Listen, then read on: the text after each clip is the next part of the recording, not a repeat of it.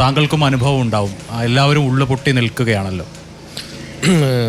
ഈ ദുരന്തവുമായി ബന്ധപ്പെട്ട് എനിക്ക് ഷെഫീഖ് പറഞ്ഞത് ആ സ്ഥലവും പുഞ്ചിരിമട്ടത്തൊരു പാലവും ഒക്കെ ഞങ്ങൾ വന്ന് രണ്ടാമത് ഉണ്ടാക്കിയൊരു പാലമൊക്കെ കഥയാണ് ഇപ്പോൾ ഷെഫീഖ് പറഞ്ഞതൊക്കെ. അപ്പോൾ അതിനുശേഷം നമ്മൾ വലിയ പ്രതീക്ഷയായിരുന്നു, ഇനി അവിടെ ഒന്നും സംഭവിക്കില്ല എന്നുള്ള പ്രതീക്ഷയിൽ നമ്മളെ വലിയൊരു പാലമൊക്കെ നിർമ്മിച്ച് ഞങ്ങളത് വളരെ എല്ലാവരും കൂടി ചേർന്നൊക്കെ വലിയ സംവിധാനമൊക്കെ ആക്കിയതാണ്. അപ്പോൾ ഈ ദിവസം ഈ ഉരുൾപൊട്ടലിനേക്കാൾ എന്നെ ഭയപ്പെടുത്തി, ഞാൻ ഉരുൾപൊട്ടലിൻ്റെ അന്ന് തിങ്കളാഴ്ച മുതൽ ഈ ചൂരൽമലയിൽ ഉണ്ടെന്നുള്ളതാണ്.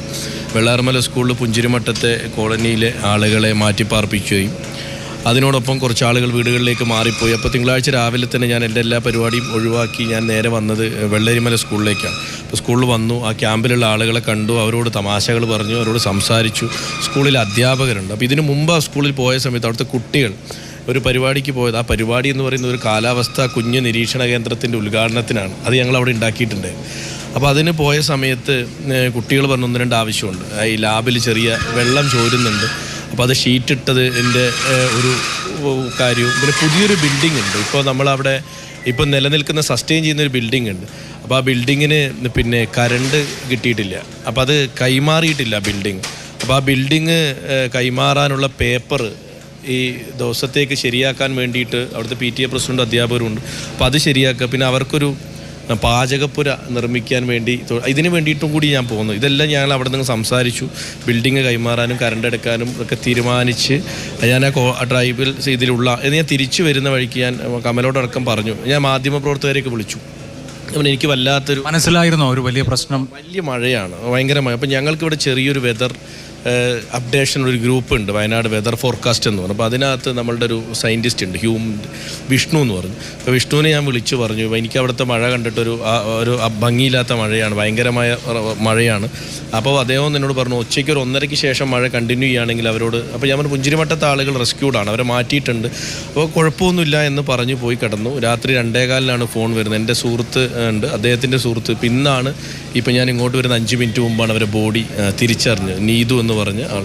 അപ്പോൾ അവർ നീതുവാണ് വിളിക്കുന്നത് ഞങ്ങളെ. അപ്പോൾ നീതു വിളിച്ച് പറഞ്ഞ് ഇവിടെ രക്ഷിക്കണം, ഭയങ്കര പ്രയാസമാണ്. പക്ഷെ നീതുവിൻ്റെ ഹസ്ബൻഡ് ജോജോ ഇവർക്കൊക്കെ പരിചയമുള്ള ആളാണ്. അവിടുത്തെ എല്ലാ മാതൃഭൂമി അവരെക്കുറിച്ചൊരു വാർത്തയൊക്കെ ചെയ്തിട്ടുണ്ട്. ഭാര്യ നഷ്ടപ്പെട്ട ചൂരൽമല, ഇനി ദൈവത്തിൻ്റെ സ്വന്തം നാടെങ്ങനെ ജോജോ, അതെൻ്റെ ഫ്രണ്ടാണ്. അപ്പോൾ ജോജോ പറയുന്നത് നിങ്ങൾ വരണ്ട, വെള്ളം കയറി എന്നേ ഉള്ളൂ. വെളുപ്പിന് നേരം വെളുത്ത് വന്നു. പക്ഷേ ഞങ്ങൾ പോന്നു. ഇപ്പോൾ ഞങ്ങളുടെ സുഹൃത്ത് ഷെഫീഖ് ഉണ്ട്, മാധ്യമപ്രവർത്തകനാണ്. അദ്ദേഹത്തിൻ്റെ ഉപ്പയും ഉമ്മയും മുണ്ടക്കൈയിലുണ്ട്. ഷെഫീഖ് മേപ്പാടിയാണ് താമസം. ഇവന് വല്ലാത്ത എക്സൈറ്റ്മെൻറ്റാണ് ഈ പ്രശ്നത്തിൽ. അപ്പോൾ ഇവൻ എന്തായാലും പോകണമെന്ന് പറഞ്ഞപ്പോൾ മേപ്പാടി വെച്ച് ഷെഫീഖിനെ എൻ്റെ വണ്ടിയിൽ കയറ്റിയിട്ടാണ് ഞാൻ മുണ്ടക്കൈക്ക് പോകുന്നത്. അപ്പോൾ അവിടെ എത്തുമ്പോഴേക്കും മെമ്പർമാരെയൊക്കെ വിളിച്ചു. ഞാനൊരു പുത്തുമല പകുതി എത്തിയപ്പോൾ അവിടെ നിന്നൊരു ജീപ്പ് ഇങ്ങോട്ട് പാസ് ചെയ്യുന്നുണ്ട്. ആ ജീപ്പ് പാസ് ചെയ്യുമ്പോൾ അവർ വണ്ടി നിർത്തി. അബുക്കയും മുനീർ എന്ന് പറഞ്ഞ പേര്, 2 പേരെൻ്റെ വണ്ടിയിലുണ്ട് പ്രസിഡൻ്റെ, ബാക്കി നിങ്ങളൊക്കെ പോയി നോക്കിക്കോ എന്ന് പറഞ്ഞിട്ടാണ് വണ്ടി പാസ്സാവുന്നത്. അപ്പോൾ ഫസ്റ്റത്തെ 2 റെസ്ക്യൂ ആണ്. അത് കഴിഞ്ഞ് അങ്ങോട്ട് പോകുമ്പോഴേക്കും ഒരു 3 4 ജീപ്പിൻ്റെ. ഞങ്ങളവിടെ എത്തി, ഒന്നും ചെയ്യാനില്ല, വലിയ മണ്ണാണ്, അങ്ങോട്ട് പോകാൻ പറ്റുന്നില്ല, ലൈറ്റും ഇല്ല. പക്ഷെ അത് പറഞ്ഞ് സ്കൂളിൻ്റെ അങ്ങോട്ട് കയറാൻ വേണ്ടി ശ്രമിക്കുമ്പോഴാണ് ഷെഫീഖ് പറഞ്ഞ രണ്ടാമത്തെ പൊട്ടിന് മുമ്പ് അവിടെ എത്തി. അപ്പോൾ ഞങ്ങൾ പിന്നെ അവിടെ നിന്ന് അങ്ങോട്ട് എല്ലാവരും മാറി. ഞാനുണ്ട്, ഇവിടുത്തെ രാജു മെമ്പറുണ്ട്, ഇവരുണ്ട്, പിന്നെ അങ്ങനെ കുറച്ച് ആളുകളുണ്ട് അവിടെ. പിന്നെ അവിടുത്തെ കുറച്ച് നല്ല ആളുകളുണ്ട്. അവരപ്പോഴേക്കും എനിക്ക് തോന്നുന്നത് ഒരു 15 പേരെയെങ്കിലും അവർ റെസ്ക്യൂ ചെയ്തിട്ടുണ്ട്. അത് അവിടെയല്ല, പുഴയുടെ റോഡിന് ഓപ്പോസിറ്റുള്ള വീടുകളിൽ വെള്ളം കയറിയ ആളുകൾ അവർ റെസ്ക്യൂ ചെയ്ത്, അതാണ് ഈ ജീപ്പുകളിൽ ഇങ്ങോട്ട് വന്നുകൊണ്ടിരുന്നത്. അപ്പോൾ അവിടെ പോയി നമ്മളത് ഓടി. പിന്നീട് നമ്മൾ പോയി, പിന്നെ നമ്മൾ കുറച്ച് ഒരു 4:30-5 മണിക്ക് സമയത്ത് അങ്ങോട്ട് നടന്നപ്പോഴാണ് നമുക്ക് ഫസ്റ്റത്തെ ഒരു ബോഡി അവിടെ നിന്ന് എടുക്കാൻ പറ്റുന്നത്. ആദ്യത്തെ ബോഡി എടുത്തു. അപ്പോൾ അതിന് ശേഷം പിന്നെ ഇതാണ്. പക്ഷേ ഇതിനകത്തുള്ളൊരു പ്രയാസം എന്ന് പറയുന്നത്, ഇവർ അനുഭവിച്ചൊരു പ്രയാസം, എനിക്ക് എൻ്റെ സ്കൂൾ ബിൽഡിംഗ് അല്ല എൻ്റെ പ്രശ്നം, അവിടുത്തെ കുട്ടികളും നമ്മളും ഉള്ളൊരു ഇൻറ്റിമസി ഉണ്ടായിരുന്നു ഇതിനകത്ത്. കാരണം അവരെപ്പോഴും ഞാൻ വളരെ അപൂർവമാണ് ആ സ്കൂളിൽ പോവുക, കാരണം ഇത്രയും ദൂരമൊക്കെ ചെയ്ത കുഞ്ഞു പരിപാടി. ഞാനും ഇന്ന് ആ സ്കൂളിൽ പോയി, ഒരു സ്കൂളിൻ്റെ പ്രേതമന്ദിരം എന്നൊക്കെ പറയാം. 32 കുഞ്ഞുങ്ങളാണ്, 32 കുഞ്ഞുങ്ങൾ, ഒരു കുഞ്ഞു സ്കൂളാണ്. അപ്പോൾ അവിടെ ചെറിയ പരിപാടിക്കാണ് വിളിക്കുക, വലിയ കുഞ്ഞു പരിപാടിക്ക് ഇവർ. അപ്പോൾ ആ പരിപാടിക്ക് അവരോരോ ആവശ്യം പറയും. അപ്പോൾ അവരെപ്പോഴും ഞങ്ങളോട് പറയുന്നൊരു സാധനം എന്ന് പറഞ്ഞാൽ, നിങ്ങൾ ഞങ്ങളെ സ്കൂളിനൊന്നും തരില്ല, നിങ്ങളെപ്പോഴും തരിക പിന്നെ എന്താണ് ഈ മറ്റു സ്കൂളുകളിലാണ് കൂടുതൽ ഫണ്ടൊക്കെ കൊടുക്കുക. അന്നും ഈ ദുരന്തം നടക്കുന്ന സമയത്തും അതവിടെ ഉണ്ട്. അപ്പം ഞാൻ പറഞ്ഞു നിങ്ങൾ പറയും പോലെ ഞാനിതൊക്കെ ചെയ്തു തരാമെന്നൊക്കെ പറഞ്ഞ് പിന്നീട് രാവിലെ നേരം വെളുത്ത് ഞാൻ ആദ്യം നിൽക്കുന്നതൊന്ന് പുറകോട്ട് തിരിയുമ്പോൾ കാണുന്ന ആ സ്കൂളാണ്. അതിൽ ഉണ്ടായ ഒരു വലിയ ഒരു പ്രയാസമുണ്ട്. എന്നാൽ മാഷ് അത് കൃത്യമായി അതവിടെ പറഞ്ഞു. ഞാൻ ആ സ്കൂളിൽ എല്ലാ ക്ലാസ് റൂമിലും കയറി എല്ലാത്തിനും ചോർച്ചയുണ്ടോ കറണ്ടിൻ്റെ എല്ലാം നോക്കി. ആ സ്കൂളിന് ഒന്നിനും പറ്റില്ല എന്നുള്ളത്. അവിടെ കുട്ടികളും പോയി എന്നുള്ളത്.